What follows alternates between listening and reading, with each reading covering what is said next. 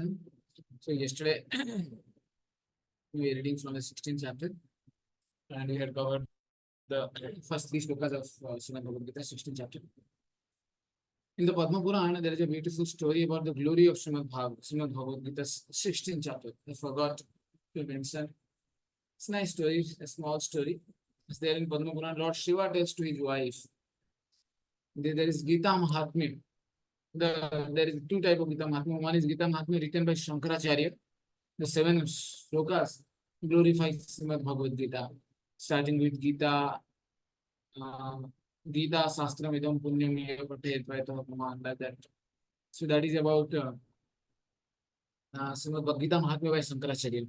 So there is Gita Mahatmya, the story is related to how reciting particular chapter of Bhagavad Gita is so purifying and so auspicious and so elevating, is given in Gita Mahatmya in the Padma Purana. Lord Shiva tells to his wife.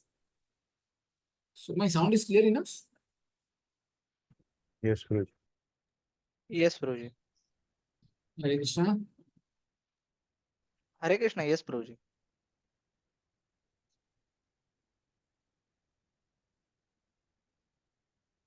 Hare Krishna. Hare Krishna, yes, Guruji. You are audible, Guruji. Okay, fine. So there is a very beautiful story in one place of Gujarat called Saurashtra. There used to be a king. His name was Khadgabahu. And this Khadgabahu was so powerful king. And in his army, there is a very huge, mighty elephant whose name was Arimardhan. So this elephant Arimardhan was very valiant and powerful, very, very strong. And there is 2 persons controlling it. But all of a sudden, one day, this elephant goes out of control, becomes a mad elephant, and becomes uncontrollable, and wreaks havoc, breaks things and here and there, and goes to the bazaar and starts breaking the shops, throwing things here and there, starts breaking, and becomes completely uncontrollable. Nobody is able to control. And somehow people come and rush into the king and inform him that, oh king, this your elephant Arimardhan has gone out of control. Please do something, otherwise he will kill all of us. Then the king comes running. And the king himself was very powerful and he knew how to control the elephant. And he came running with an gourd. He came running. When he came running to the spot, he saw how the so much of breakage had been done by the elephant. And still it was continuing. So he just comes near and sees. By the time he's watching, from the other side he sees a Brahmana is walking. He's walking towards the elephant. And very fearless. He's just walking. And he's not noticing that ahead there is an elephant which is creating so much disturbance. He's just confidently walking. And while walking, he's reciting some mantras. So people see him advancing towards the elephant. They stop him, they warn him. Hey, don't go near the elephant, you will be killed. Don't go. But he does not pay any heed to anyone. He starts walking towards the elephant. And the elephant was creating so much disturbance. When he sees a man approaching him so fearlessly, he becomes all the more, furious. And he goes to attack the Brahmana. But the Brahmana recites some mantra in his ear, in the ear of this elephant known as Arimardhan. Then immediately the elephant becomes calm, serene and peaceful, composed and controlled, and gives up his violent nature and just starts walking towards the cavalry of the king. The king gets to see all these things and he gets completely surprised. How did this Brahmana control him? What did he speak to this elephant? And then he goes near the Brahmana and offers obeisances, understanding this Brahmana must be very powerful. Ask him, what do you What did you chant in the ears of this elephant? This Brahmana says that I chanted the first 3 verses of 16th chapter of Bhagavad Gita. And by hearing this, the elephant gives up his violent nature. And that's also the cause of me being so fearless. Because the sloka starts with Abhayam, fearless. And then onwards, the king also starts reciting the 16th chapter of Bhagavad Gita. Like that, the story is there in Padma Purana. Okay, so coming back to our sloka, we had recited this, the 26 Sattogni qualities that are being listed here by Sri Krishna, saying that what are divine qualities? Abhayam, Sattva, Samshuddhir, Jnana, Yoga, Vivastiti, Dana, Dhamma, Yajna. These qualities we have discussed. Today we will be discussing Swadhyaya. Definitely all of you know Swadhyaya. These first 3 things, Abhayam, Sattva, Samshuddhir, and Jnana, Yoga, Vivastiti are for sannyasis. And then Dana, Dhamma, and Yajna.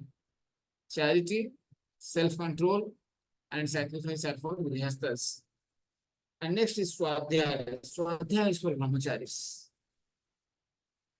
Very important quality, Swadhyaya. That's called study of the Vedic literature. Yeah, so that's for brahmacharis.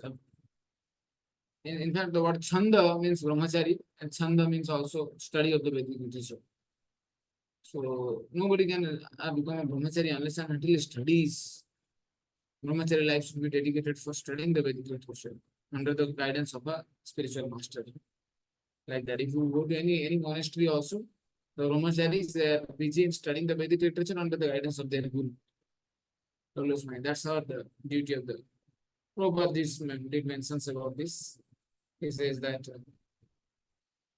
brahmachari gurukule vashantanto gurodhitam, like that. So life of celibacy and engage the mind in study of the Vedic literature. The mind should be engaged in studying the Vedic literature. Another place the Prabhupada says the Vedas and the Puranas are filled with so many stories which are very elevating to the mind. Once the mind gets hooked into studying them, realizing them, analyzing them, and applying them in one's life, that is called Swadhyaya. So, and Dhyaya was also the Dhyana word is there. So, naturally, studying needs a lot of concentration also. Without concentration, one is not able to focus in studies. That's why. And then tapasya. Tapas is for mainly for this for the vanaprasthas, retired life. Austerity is specially meant for retired life. Yesterday we were discussing it is there. It can be used for all classes of varna and ashram, but specifically some stress is given in that particular class when somebody is undergoing a phase of brahmachari. Then his self control is needed for him, but self control will be very difficult unless and until he studies the Vedic literature. So he has to focus in studies. Then the self control will happen. So a person, whichever varna or ashram he is, he has to just focus in the prime aspects of his varna or ashram, and other things will follow him. That's what the meaning of this. So yeah, tapasya is austerity. Voluntarily acceptance of inconvenience is called tapasya. Yeah, like that Prabhupada divides the life as 24 phases, and wants to not remain in household life for lifelong, which would accept vanaprastha and then practice austerities. That's what is described here. Basically, taking retirement. Not that one is still 80, 75, 80, one is continuing the household life or the sense gratification life. It's not like that. One should retire as soon as things are settled in his life. One should retire and then engage fully into cultivating Krishna consciousness. That's what is called tapasya. Yeah. So without tapasya, one cannot get liberation. It's very difficult, clearly proposed. And then Okay. Next, Arjava, simplicity.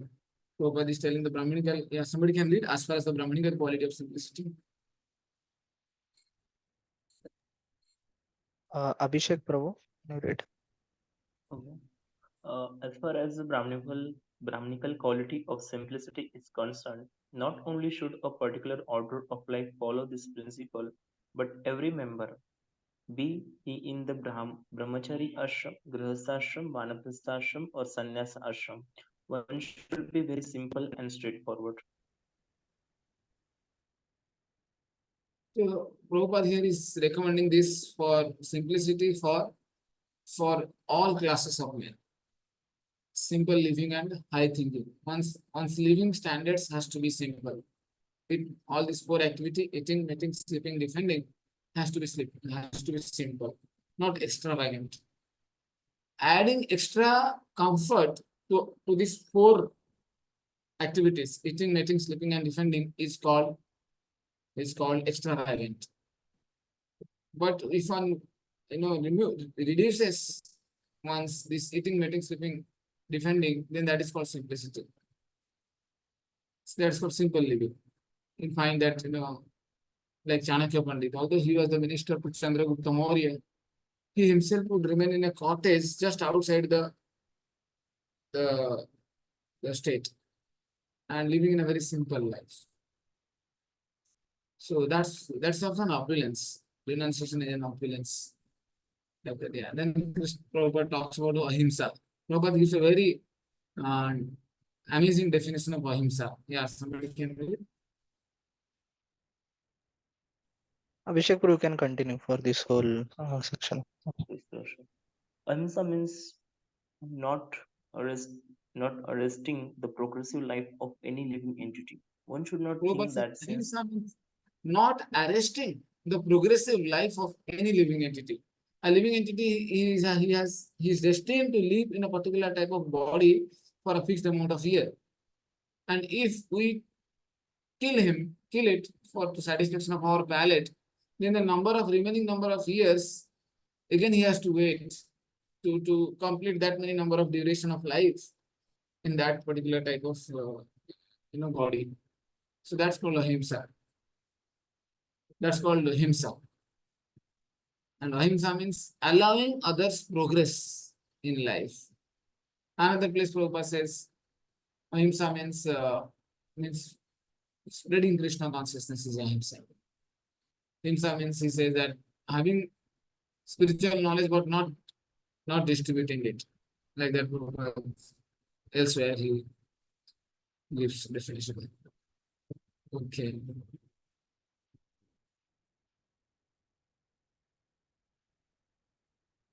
Yeah, he again Prabhupada is making this statement. Yeah. Please read this real ahimsa. you know, real ahimsa means not checking anyone's progressive life. Yeah, read ahead. The animals are also making progress in their evolutionary life by transmigrating from one category of animal life to another. If a particular animal is killed, then his progress is checked. If any animal is staying in a particular body for so many days or so many years and is untimely killed, then he has to come back again in that form of life to complete the remaining days in order to be promoted to another species of life. So their progress should not be checked simply to satisfy one's palate. This is called ahimsa. Yeah. Next is Satyam. Prabhupada says about truthfulness. What's Satyam? Says that Satyam is not distorting or manipulating the fact, the truth, for one's personal gain. Prabhupada gives the definition of Satyam. Yeah, please read Satyam. Satyam. This word means that one should not distort the truth for some personal interest. Yeah, that In one Vedic should distort literature, the fact. Whatever is fact, one should not distort it. So that one can gain something, some gain some favor from someone or get out of some benefit out of a situation. That's called mithya. Yeah, read in Vedic literature there are. in Vedic literature, there are some difficult passages, but the meaning or the purpose should be learned. from a bona fide spiritual master. That is the process for understanding the Vedas. Shruti means that one should hear from the authority. One should not construe some interpretation for his personal interest. Prabhupada is basically here referring to the commentaries of those people who are not bona fide commentaries. And people distort the meaning, they play with the word jugglery, and then somehow or other they try they present Bhagavad Gita to suit their in their opinion. Everybody, Prabhupada says elsewhere that everybody is trying to take Gita as a to spread their philosophy. I was surprised that nobody goes against Gita. Everybody accepts Gita, but they never present the Gita as it is. They present their ideology using Gita, Bhagavad Gita, to be found, to be famous, to be relevant, to be accepted. They take Krishna's Gita and they justify their opinion using Krishna's Gita. Like that. One Ayurvedic person was telling, Raisam was telling that he said that Bhagavad Gita is all about, is about Ayurveda. Krishna talks about what to eat, what not to eat, how long before you should eat, and what are the foods that can be eaten, what are the foods that should be avoided. So it's all about Ayurveda. Bhagavad Gita is not about Ayurveda actually. Krishna does speak something about eating habits, no doubt. But that's not what is the central message of Bhagavad Gita. Similarly, some people they say that Krishna says that one should surrender to the what is within Krishna, not Krishna, as a person. And once Srila Prabhupada was invited for a Gita society to give lecture in a Gita society. Prabhupada went there. And as Srila Prabhupada went there, he did not find he found so many people are there, so many sadhus have gathered. But he did not find a picture of Krishna and Arjuna. So Prabhupada was surprised. And he looked around, he found in one corner there is a candle. And one lamp is being lit there. So Prabhupada asked them, you are talking about Bhagavad Gita. You don't have a picture of Krishna or Arjuna speaking to Gita. So why don't have? He told, Swamiji, actually we believe that God is Nirakar. And we're supposed to, we meditate on this lamp. Krishna, then Prabhupada said that, where does Krishna say that you have to worship the lamp? He doesn't say like that. You worship the lamp or you meditate on the lamp. He does not say like any way. So this is called playing with the words of Krishna to spread one's own waves. That's called falsity. That's not Satyam. That's what Srila Prabhupada said. These Mayavadis they're spreading falsehood. And the name of using Gita as a philosophical basis. Okay. Then Akrodha. Akrodha means to check anger. Yeah, somebody can read. Akruda means to check anger. Even if there is provocation, one should be tolerant. For once one becomes angry, his whole body becomes polluted.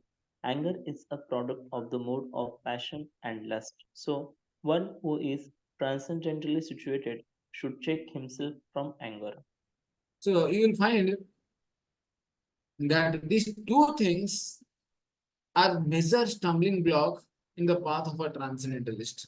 Of course, there are 6 enemies we know: lust, anger, greed, pride, illusion, and envy. So all these 6 are there. But out of the 6, all the 6 can be categorized into majorly into 3: lust, anger, greed. And again, you want to solidify them. It is only 2. That is lust and anger.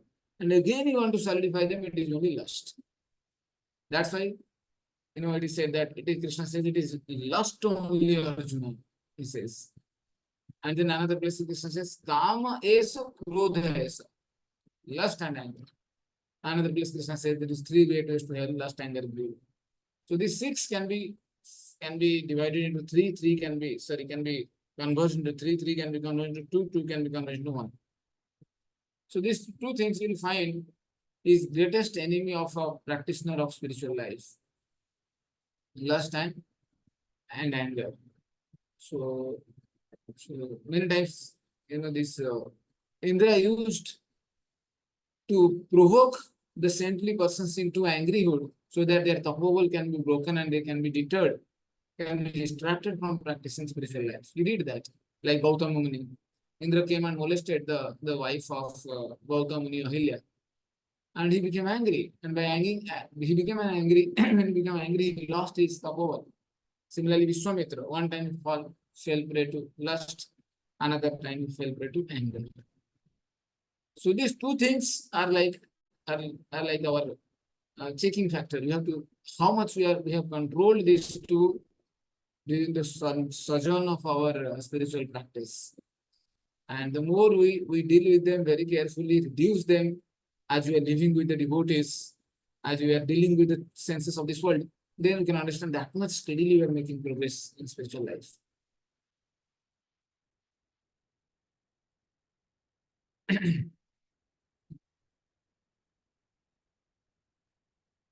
So now Apaishana. Apaishana means, read Apaishana means that Apaishuna means that one should not find fault with others or correct them unnecessarily. Of course, to unnecessary. call Prabhupada is using the adjective unnecessary. That, it does not mean that we should not correct people. Yeah, we should correct, but we should correct when they need it the most. Not that, we are just having a balance and we keep on correcting whichever person we find, whichever things we find, as if we are the most perfect. Not like that. We should be very careful that there is a seminar you give art of correcting. How do you correct? First, who should correct? The person who is who is on a responsible position, he should correct. Not that anybody and everybody should correct. Then it will be simply fault finding out of envy. That's not possible. That's not good. So, person who is responsible, who is assigned, who is concerned, that person should only correct. One should not correct without having concern. Just giving correction out of just like that. It is not good. It is called fault finding. But if one has a genuine concern, so before correcting, one should find that do I have concern for this person or this situation? Genuine concern, not selfish concern. Self, of course, one might have a concern for selfish agenda, and then one is giving correcting and complaining. That's not good. So this is a very, very, very vital quality for somebody who is practicing spiritual life. Not finding fault. So that's very much needed. Learning to see good in others. Very much needed. Not that unnecessarily, that's why it says, criticism, not criticizing. Because correction, if it is not befitting, if it is not needed, if it is not done out of concern, it can get converted into criticism. So criticism and correction both are different. And in the nectar of instruction, the levels of devotees are categorized on the degree of their freedom from criticism, the tendency to criticize. The more one is freed from the tendency to criticize, the more one is considered to be a higher devotee. That's why it says, Krishneti yasya giritam manasa driyeta dikshasti chet pranatavista bhajantam isham sushrusaya bhajan vigyam ananya manya ninda adishunya hridam ipsita sangalabdva. So like Rupa Goswami in the nectar instruction, he says that those who are highest type of devotee, they are completely free from the tendency to criticize others. But you find the neophytes or the people who are materialistic people, they will criticize anything and everything for any small disturbance or any small. That's a fly mentality. The fly goes and finds out where is dirt in a particular place and goes and sits there. But on the contrary, is honeybee. Saranga iva sarabhut. Na nugasti kalimrajan saranga iva sarabhut. Like that it says. Parikshit Maharaj was such a great person that he did not find fault with Kali also. He saw Kali has a great quality. What is that? That in Kali Yuga, chanting of the holy name can reap maximum benefit. That's what he saw. Saranga iva sarabhut. So that should be a tendency of a devotee, not finding fault with. If you find fault, then we get contaminated with that fault particularly. Because dhayata vishyan pumsa sangaste supajayate. Whatever thing you meditate, you eventually associate, and whatever thing you associate with, You get a desire, and eventually you end up in doing that particular thing. That's why one should not meditate upon others' fault, even if one is not speaking it, because they are acting, speaking, and then thinking. So one should not even think, okay, this person has this fault, this person has this fault. One should see that.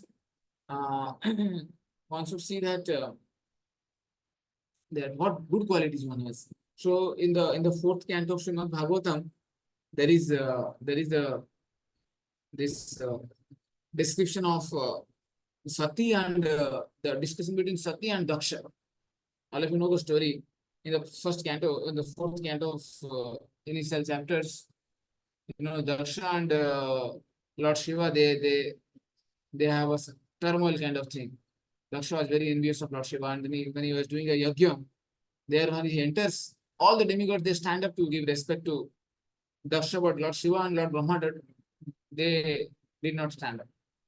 So by looking at this, that why Brahma did not stand, because Brahma was Daksha's father, but Lord Shiva did not stand. By seeing this, Daksha became very furious.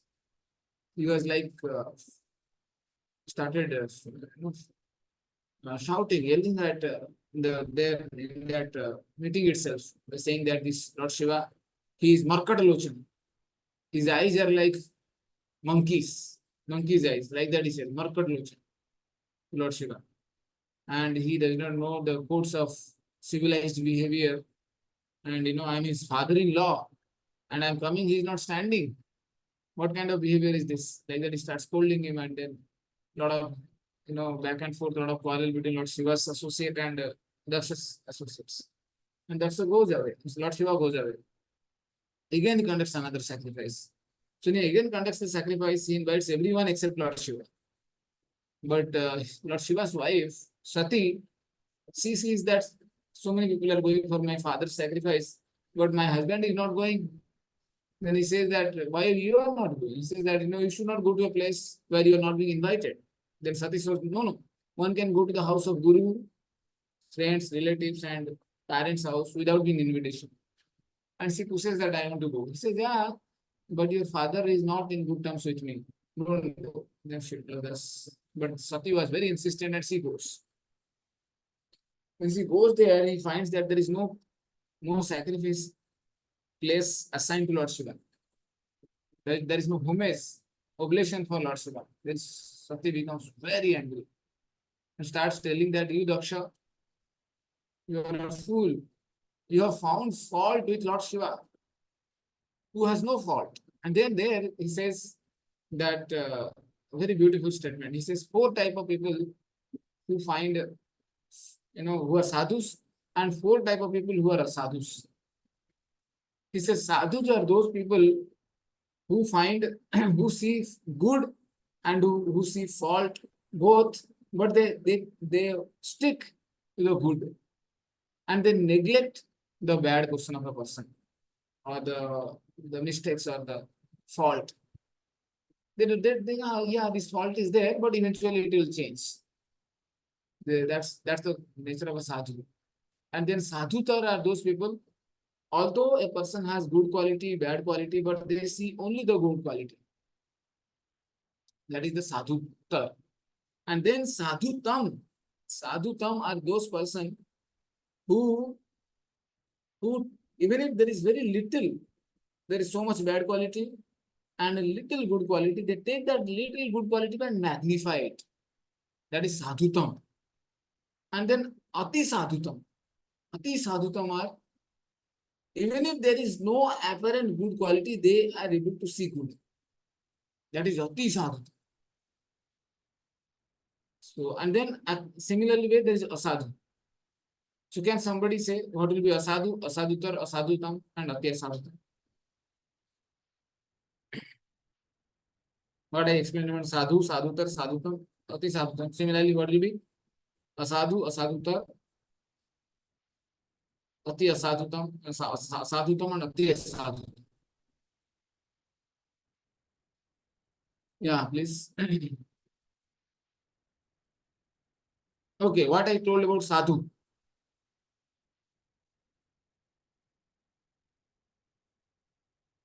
Can I do?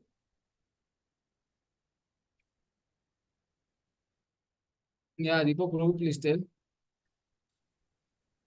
So sadhu means one who see both good and bad quality, but stick to the good quality. Yeah, he takes only the good quality, he says, and he overlooks the bad quality of a person. That is sadhu. Then what is what is sadhutar? He only see the good quality. There he sees only the good. There are bad, he does not see the bad. He sees only the good quality. He's not able to see the bad. Not able to see only. That is sadhutam. Sorry, sadhutar.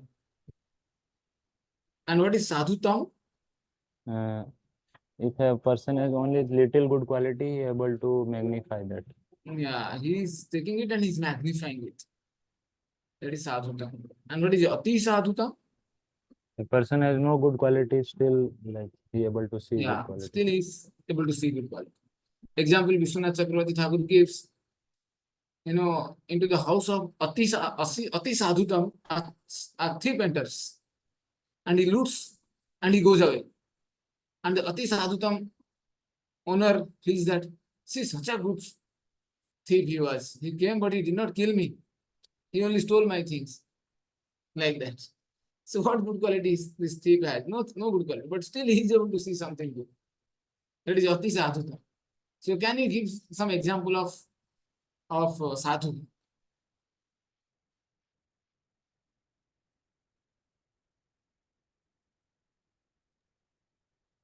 वो जी Some Ambarish example. महाराज Yeah. Yes. Ambarish महाराज है Ambarish. Shri दुर्भाषा मुनि साधु So, which quality will be Ambarish Maharaj? Sadhu, sadhutar, अति साधु Adi sadhu. ati sadhutam. Yes.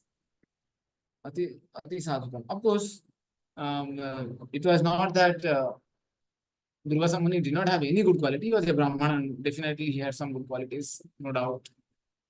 But Ambarish Maharaj did not see any fault with him. He's a sadhutam. Yes, perfect example, nice example. Srila Prabhupada also, when he was preaching to the hippies they were drunk, they had given a home, but Prabhupada was sadhutam actually. He saw, within them, little good quality they have, that they are obedient. And Prabhupada took it, magnified it, and made them into acharyas. Prabhupada is sadhutam. Yeah. Similarly, what will be asadhu, asadhutam, and ati asadhutam? Someone of you would like to explain?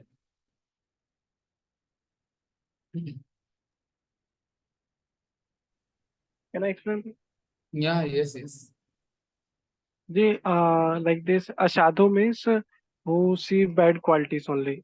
Even the person have good quality, but he only see the bad quality. Yes. A sadhu, and ati sadhu means who see bad quality and magnify the bad quality. No. No. Asadhu means what? Anybody else would like to give try? Asadhu. Anybody else? Yeah, Hare Abhishek. Krishna.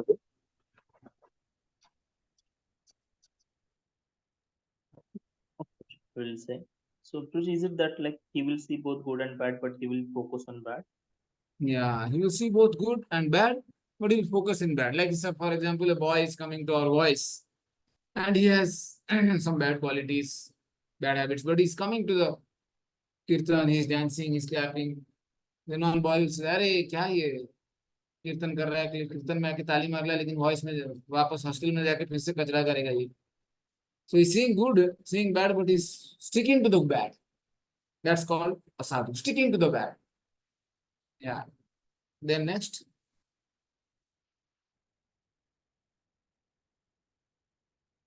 Yes. What will be asadhutar?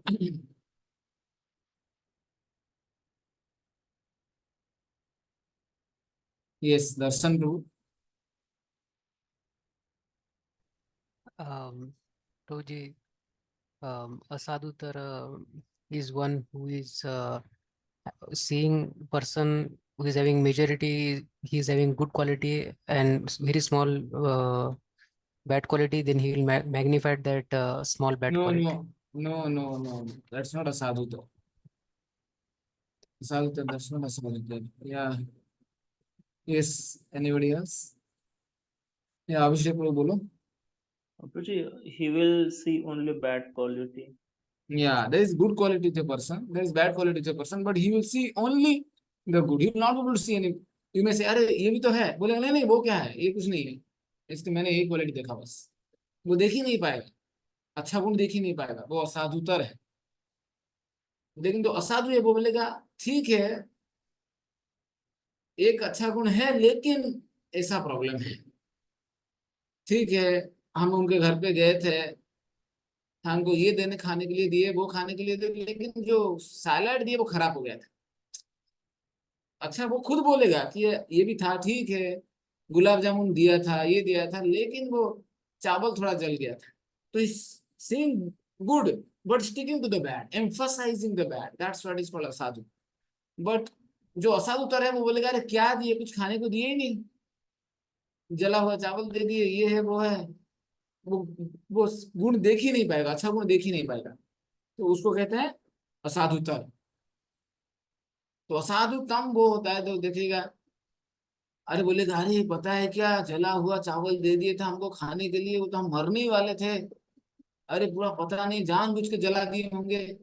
That's his थोड़ा सा गुण, अच्छा गुण तो देखा ही नहीं, और जो थोड़ा सा छोटा खराब गुण कुछ होगा उसको मैग्नीफाई करके बोल रहा है, वो असाधुतम।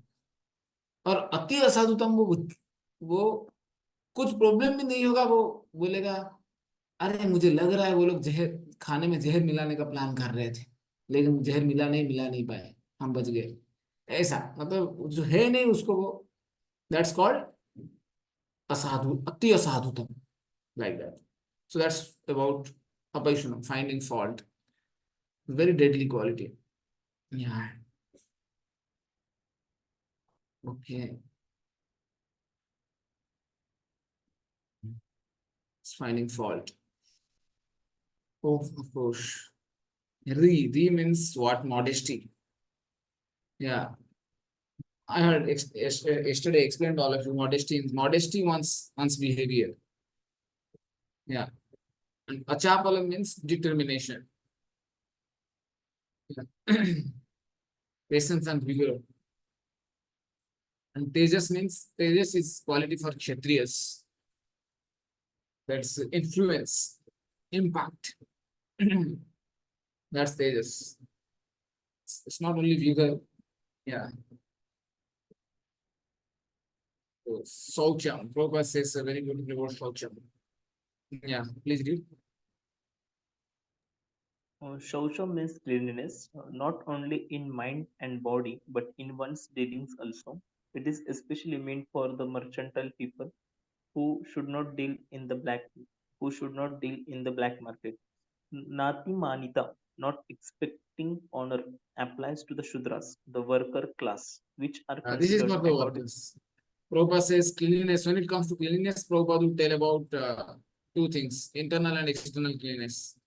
And internal and external cleanliness means, Prabhupada says internal cleanliness can be affected by chanting of Hare Krishna Mahamantra, and external cleanliness by taking bath and all these things. And now Krishna talks about demoniac qualities. So now three slokas he told for divine qualities, and now demoniac qualities. Dambha darpa abhimanascha.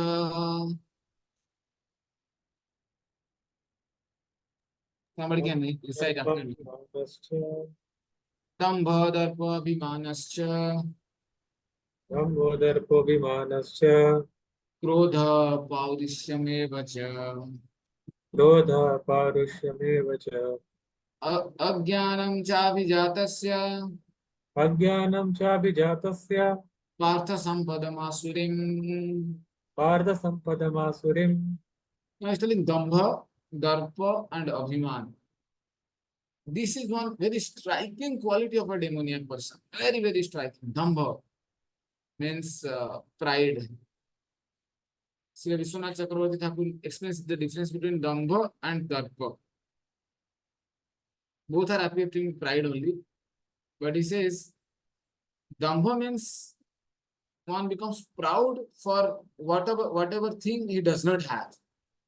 That's called Dambha.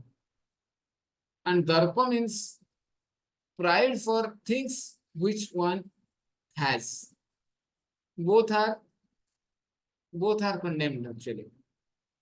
Of course, the first one is condemned even more. One does not possess a quality, but he feels that he has that quality and is unnecessarily proud for that. Darpa means, say somebody is born in a very high family, high lineage, and is very proud of his birth. That will be called as Darpa. But Dhamma means a person, he is a pauper, but he feels very proud for his penny. Oh, I have collected 60 rupees by begging today. Let's see. That is called Dhamma. So Darpa means, proud for things one has. That Darpa. Abhiman means one has actually attachment to something, very strong attachment to something. And when that particular thing does not work as per one's plans and whims, one becomes disturbed. That's called Abhiman. And Krodha means anger. Paurishya means harshness, rudeness, rowdiness. That's called Paurishya. Ajnana means ignorance. Prabhupada says about lack of discrimination is called Ajnana.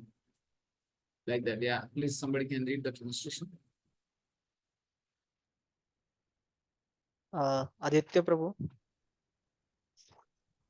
Myself, Prabhuji? Yes, Prabhu. Yes, Prabhuji. Translation. Pride, arrogance, conceit, anger, harshness, and ignorance. These qualities belong to those of demoniac nature, O son of Pritha. Purport? In the purport, Prabhupada says, this is the royal road to hell. You will find that the desire to be worshipped, demanding respect. They don't command respect, they demand respect. Yeah. You find here, yeah. Yeah, I read from here. Yes, Prabhuji. These demoniac qualities are taken on by them from the beginning of their bodies in the womb of their mothers. And as they grow, they manifest all these inauspicious qualities. Yeah, so like you see this, when Hiranyaksha and Hiranyakashipu, they were born. So they were born in a very improper time. And they're begetted in an improper time. And because of that, when they were in the womb itself, inauspicious things started appearing in the universe. So from the birth, it was very clear that a demoniac person has taken birth. Similarly, when a divine person takes birth, things become very auspicious. In the year 1896, Srila Prabhupada's year of birth, so many auspicious things have taken place actually. Or during the birth of Sri Chaitanya Mahaprabhu, so much auspicious thing, or Krishna's appearance. So that's about. But when a demoniac person takes birth, a lot of inauspicious things have been seen. So one of my friends was telling that when Aurangzeb was born, that year, so much of inauspicious things happened all around. So because a person acts very sinfully. So yeah, that's why it is said Abhijatasya. Since they take these demoniac qualities from the womb of their mother. In fact, that Bena, the king Bena, he was so sinful, so atrocious. He had taken this quality from his mother Sunita. His mother Sunita was the daughter of death personified. And whatever abominable quality he had taken it. Bena had taken it from his mother Sunita. Although Anga Maharaj, his father, was a very righteous person. Yeah. Okay. Daivi Sampad Vimokshaya. Devi Sampad Vimokshaya. Nibandhaya Surimata. Nibandhaya Surimata. Masucha Sampadam Daivim. Mascha Sampadam Daivim. Avijatosi Pandava. Abhijatosi Pandava. Krishna is telling here that Daivi Sampad Vimokshaya. These divine qualities are for liberation, for liberating oneself. And what is the demonic quality? The demonic qualities are binding, nibandhaya. One gets bound, one gets on the downward, helical structure.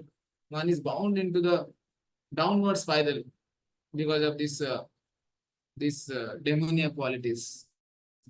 And the divine qualities, they are for liberation. They are liberating. This is Krishna is, after speaking these divine and demonic qualities, he's giving an extra attribute for them. But don't worry, Arjun, because Arjun might be thinking, Dambha, Darpa, Abhiman, probably I belong to that quality. Probably I am in that category. Then Krishna is saying, no, Arjun, it's not like that. You don't worry. You are born with divine qualities. Like that, because your father is Maharaj Pandu. Yeah.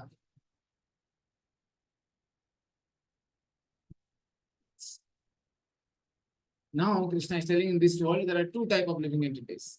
Dvau bhuta sargo lokesmin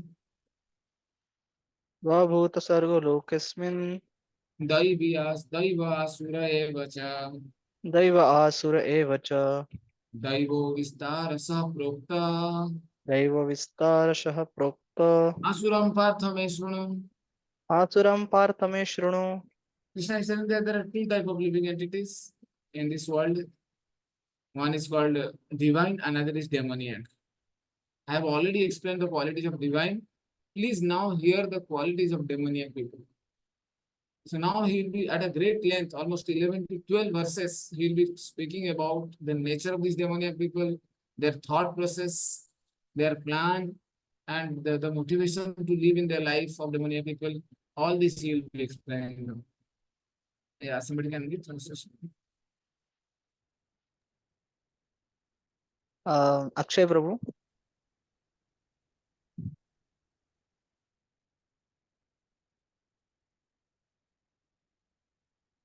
Translation, na Prabhuji? Yes. O son of Pruta, in this world there are two kinds of created beings. One is called divine and other is demoniac. I have already explained to you at a length the divine qualities. Now hear from me of the demoniac. Now, Srila Prabhupada will explain in the purport, divine and demoniac, they are divided on the basis of scriptures. Anybody who follows the scriptures, he is divine. Anybody who does not follow the scriptures, he is demoniac. Prabhupada will explain in the purport, so many times you will see that.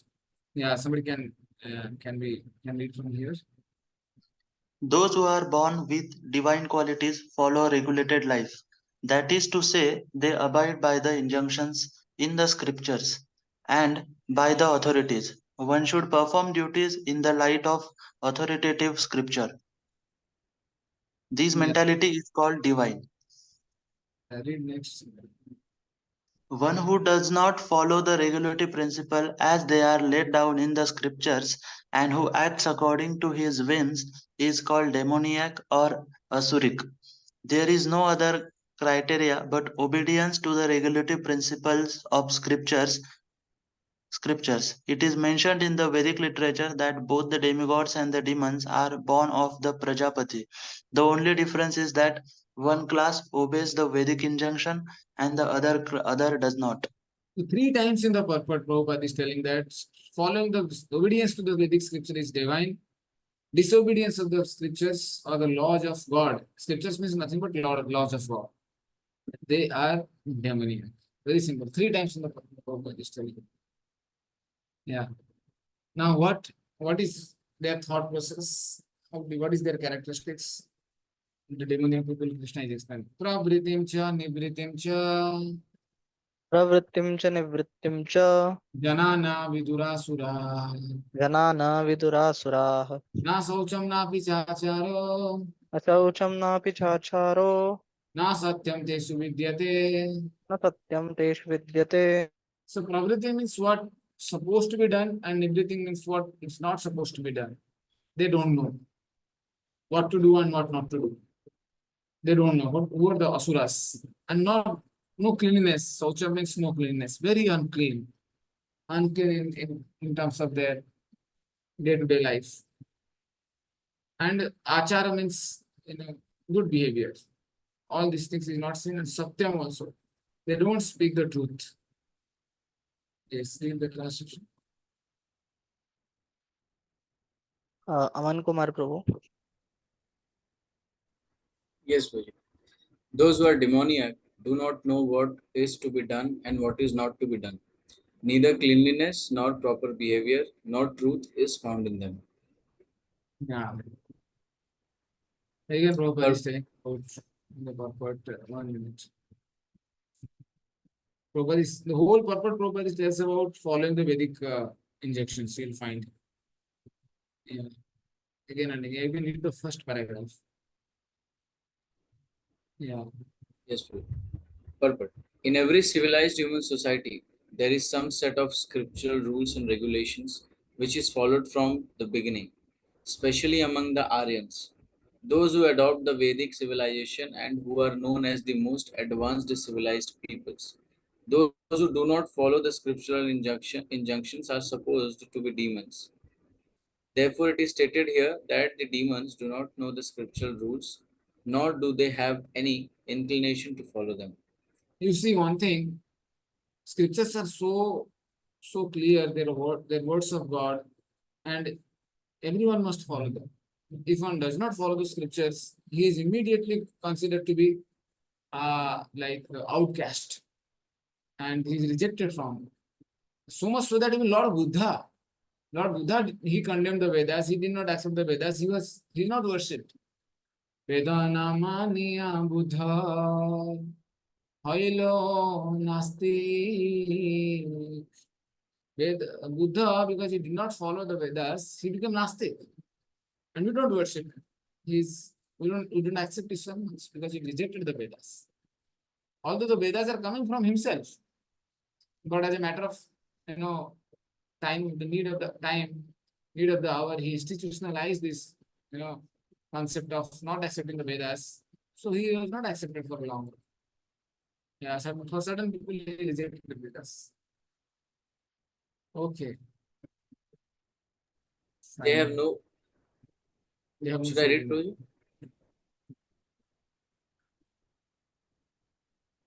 Yes, read. Yes, Prabhuji. They have no faith, nor are they willing to act in the terms of Vedic injunctions. The demons are not clean, either externally or internally. One should always be careful to keep his body clean by bathing, brushing teeth, shaving, changing clothes, etc. As far as internal cleanliness is concerned, one should always remember the holy names of God and chant Hare Krishna, Krishna Krishna, Hare Hare, Hare Rama, Rama Rama, Hare Hare. Prabhupada saying, as far as internal cleanliness is concerned, one should always remember the holy name of God. Remember, Prabhupada is using it, remember. Generally, we forget. One should remember the holy name of God and chant Hare Krishna, Krishna Krishna, Hare Hare, Hare Ram, Ram Ram. One should, as far as internal cleanliness is concerned, one should remember the holy name and chant. For yeah. Okay. Fine.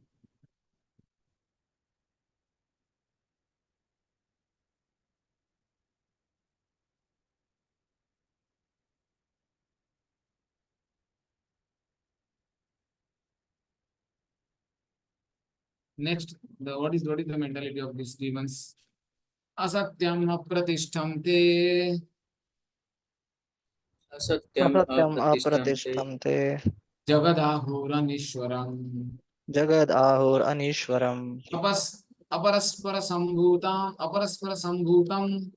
aparaspara sambhutam kimanyet kamahetukam. kimanyat kamahetukam. They say that this world is false. Jagat mithya. So this is also a category of demon actually, to say that this Jagat mithya. So asatya, and then apratishtam. What is the foundational basis of this creation? No, this creation has sprung up just like that. It has no, it is not, it is not situated on anything. Krishna says that this whole world is situated within me. It says, now, what is that 9th chapter? Bhagavad Gita, it says, Paschima Yogam Ashwaram. Matsani sarvabhut. Matstani Sarvabhutani Nachaham Deshwavastha. Matstani Sarvabhutani Nachaham Matstani Sarvabhutani. All living entities are situated within me. So to say that this world is apratishtham, it is baseless, it is a demoniac mentality actually. To say that Jagat Ahur Anishwara, there is no God. Clearly it is said. Anybody who says there is no God, he is a demon. Just accept. The definition of demon is given by Lord Sri Krishna himself in this 16th chapter of Bhagavad Gita. Anybody who says there is no God, he is a demon. You see, Jagat Ahur Anishwara. Anishwara means there is no God in the world. So that person is a demon. And if you ask, then what is the purpose of this creation? No purpose. Only enjoy, have sex, and have just enjoy. Kama hetu means just do sense gratification. No, rinam kritva ghitam privet, javat jivet, sukham jivet. Bhasme bhutasya dehasya kutha punragaman bhavet. Just enjoy. That's all the demoniac principle actually. Yeah. Anil Prabhu. They say that this world is unreal, with no foundation, no God in control. They say it is produced for sex desire and has no cause other than lust.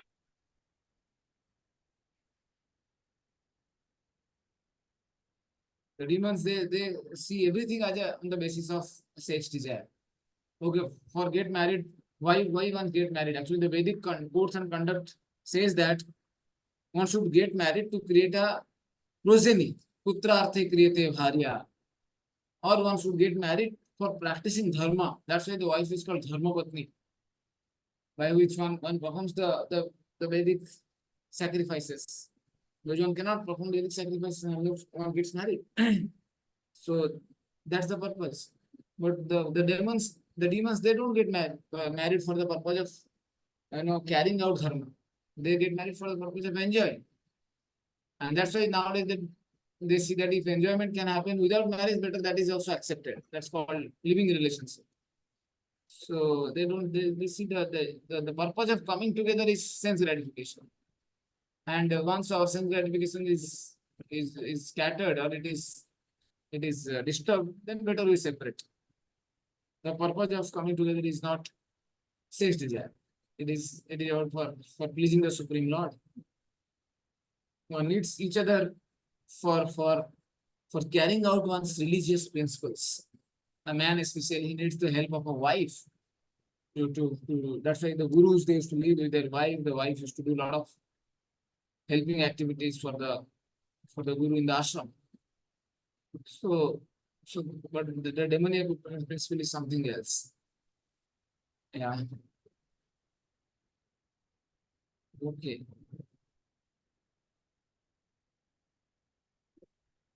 So as soon as somebody says that there is no God, he is a demon. That's all. There is no definition. Nowadays people very proudly say that I don't practice any religion. I am an atheist. But very proudly they say that. One lady was telling, and I was seeing on YouTube video, she was telling very proudly, I am an atheist. In an airport, she was telling. As if actually, as soon as a person says I'm an atheist, he or she is an animal actually. He or she does not befit to be called to be a human being. As soon as somebody says I'm an atheist, we should say that you are a two-legged animal. That's all. So then, like that, but actually the demons say that like, okay, fine.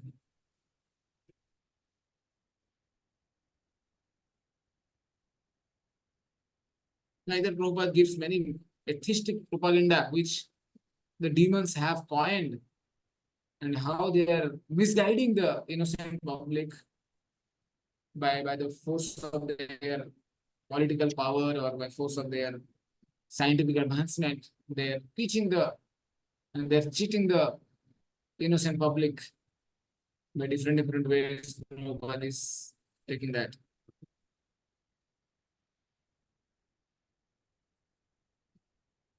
The demons, they said the material nature is the cause of this universe creation. and they interpret the scriptures also. Okay, so 8 verses I have taken. 16.9 from the next class I'll take next Thursday. I'd like to give some 5 minutes for question answer.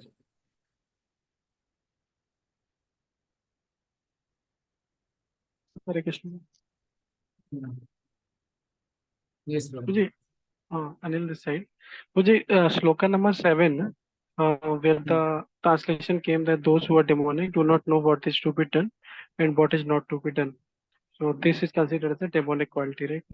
So my question is this, Puji, because everyone will be confused in some stage of time, either in a small stage, bigger stage. So we need some guidance or something. So according to this statement, we all are coming under the coming under the demonic. Or what is the meaning No, of this? no. It is not about what is to be done and what is not to be done. It is not for in that sense. When we practice, we get doubt or we get, that is called decision making. That's not, and then we take guidance. So what is to be done, what is not to be done, when one decides based on one's own whims, that's demoniac. But what's divine is that when you get a doubt what to be done, what not to be done, you go to the Guru. That's divine. One should not act as per the whims. Getting a doubt what has to be done, that's not demoniac. But what is that? What everything choice basically basically they are sorry. Basically, they take their own whims as a basis, and that's what is. But you'll find that Arjuna gets a doubt. He's thinking that should I fight or not fight? I'm completely perplexed. Okay, my whims is telling that I should not fight. I go back to the jungle. I'll go that. Then after going there, he feels that I'm a king. I'm a Kshatriya. What I'm doing in the jungle? Better let me again go to Hastinapur. So that's called whimsical behavior. So, but Arjuna did not do that. He confessed to a guru, spiritual master. Sorry. I just take some water.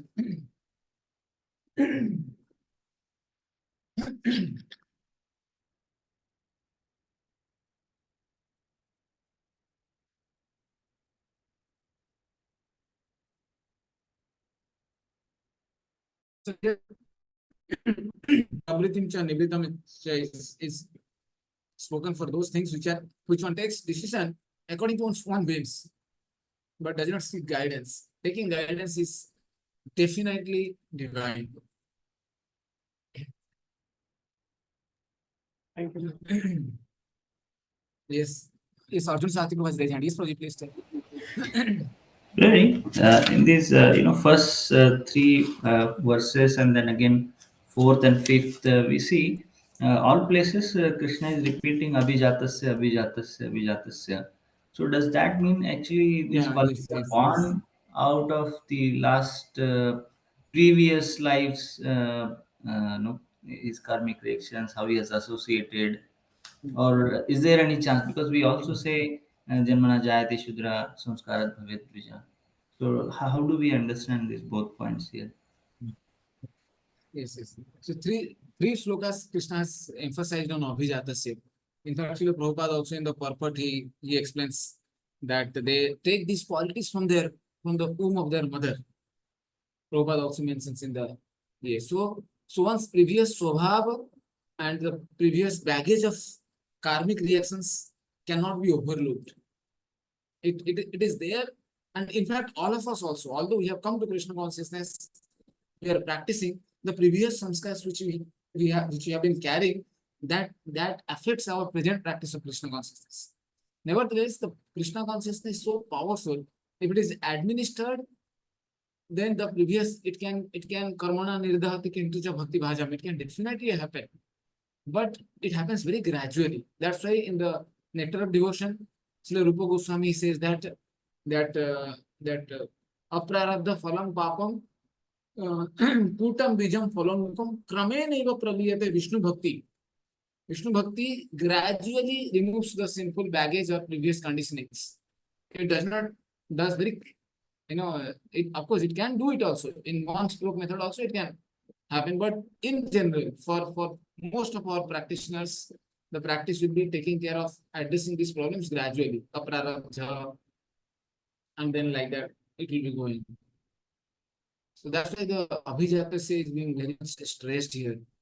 And we also see that when we practice, how much our samskars, our which we had in the past, how much, especially in the karma yoga section, also Krishna very much emphasizes these things, swabhava, and all these things. So that even if learned people act as per their swabhavs. He says he says no, that sloka. Sloka is there. He says that. He says that what restraint can do. Of course, even the intelligent people act as per their swabhav. So that's why basically it is an emphasis which is being given here, but it is not in that only whatever way we are born just like that. We are not going to change. It's definitely not that. We can definitely, Sanatana Goswami says that bale metal can be converted into gold by adding some alchemy into it. Similarly, although we might be born as whatever we are, say iron, but by coming in touch with the parasmani of devotional service, naturally we can get transformed into gold. So although we are born iron or something like that. Yeah, thank you, Pranay. Another one from text 4. Generally, we have been always synonyming the word darpa and abhiman. Prabhupada is translating abhiman here as conceit, actually. So how do we understand this book? Because damba we understand is totally different. You don't have it, but you still are proud of it. Darpa and abhiman. Yeah, How do I'll just show you the Prabhuji that Baldev Vidya Vishwanath Chakravarti Thakur's translation of this.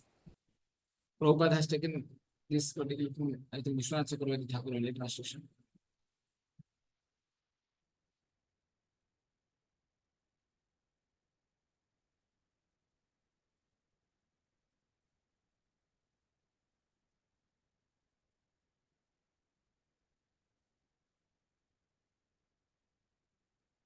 Here it is there. Dambha means to announce oneself as religious, even though one is sinful. That's Dambha. It is like being proud for something which one is actually not. Projecting oneself to be something, but in a reality one is something else. That is Dambha. But Darpa means one has wealth, knowledge, aristocracy, good family, good birth, high parentage, and one is proud for that. That's Dharma. So these things are clear. And Abhiman, of course, in general term, we see these three as similar only, but because these three are being spoken in varying degrees, Abhiman means a person has actually both. He has already Dambha, some degree, Darpa also some degree, and he's attached. That's why he's telling one is attached to things which one has, and he's desiring respect because he's not deserving respect, and he does not get it, he gets disturbed. So the combination of both, so it is much like subtler to Dambha and Darpa, that is Abhiman. This is being explained here. That's my understanding. I don't know what is the English meaning of this word conceit. Maybe you can check what is the dictionary meaning of conceit. I did not say it. What is the meaning of conceit? You can see it. Yeah, I also don't know. Somebody can check what is conceit. Dictionary meaning. Too much pride in yourself and your abilities. Proud of Sorry? oneself. Excessively proud of oneself. Yeah, so this Abhiman is actually increasing degree of both Dambha and Darpa. Okay. Yeah. Fine. Thank you.